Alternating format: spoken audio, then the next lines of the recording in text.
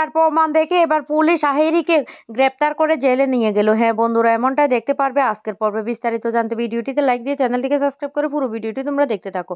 গল্পের শুরুতে আমরা দেখতে পারবো রাঙা তীর ধনুক দেখি আহিরিকে ভয় দেখিতে থাকে আর বলতে লাগলো, এই সত্যি করে বল, তুই আমাকে ফাঁসিয়েছিস, তুই আমাদের গায়ের লোককে ফাঁসিয়েছিস। তখন আহিরি রেগে বলতে লাগলো, হ্যাঁ সবটা করেছে আমি, তোর গায়ের লোকদের ব্যাগের ভিতরে অস্ত্র আমি দিয়েছিলাম, তারপরে টেররিস্ট হিসেবে তোর গায়ের লোকদেরকে আমি প্রমাণিত করেছিলাম। হ্যাঁ আমি হিরে পাচার করি, হিরে ওই দিন জলের বোতলে করে হিরেগুলি তোর ব্যাগে আমি দিয়েছিলেন, এখন তুই আমাকে ফাঁসাবি, দাঁড়া আমি দেখাচ্ছি।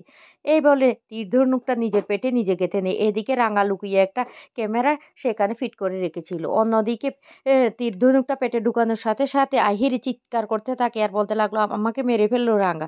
তখন সবাই চিৎকার শুনে ছুটে আসা দেখে রাঙা আহিরি তীরটা নিয়ে লুটিয়ে পড়ে আছে। রাঙা তখন বারবার চিৎকার করে বলতে লাগলো, বিশ্বাস করুন আমি কিচ্ছু করিনি, উড়ান বাবু তুই বিশ্বাস কর আমি কিচ্ছু করিনি, আহিরি দিদি নিজে এমনটা করেছে, আমি না ওকে জাস্ট ভয় দেখানোর জন্য এই কাজ করেছি। কিন্তু একলব্য কিছুতে শুনতে নারাজ। একলব্য যখনই আহিরিকে নিয়ে হাসপাতালে যেতে লাগলো তখন আহিরি রাঙার দিকে তাকিয়ে বলতে লাগলো, আমাকে ফাঁসাতে এসেছিস না, এবার দেখ তোকে আমি ফাঁসিয়ে দিলাম। এদিকে বৃন্দা বলতে লাগলো, এতক্ষণ পর্যন্ত রাঙাকে কেন দাঁড় করিয়ে রেখেছে, ওকে পুলিশে দেওয়া দরকার, ও একটা ইনোসেন্ট মেয়েকে এভাবে মেরে ফেলতে চাইছে, ও আরো কত রকমের ঘটনা করতে পারে। রাঙা তখন বলতে লাগলো, বিশ্বাস করো সবাই, আমার কাছে প্রমাণ আছে, আমি তোমাদেরকে প্রমাণ দেখিয়ে দেবো, আমি এই কাজটা করিনি।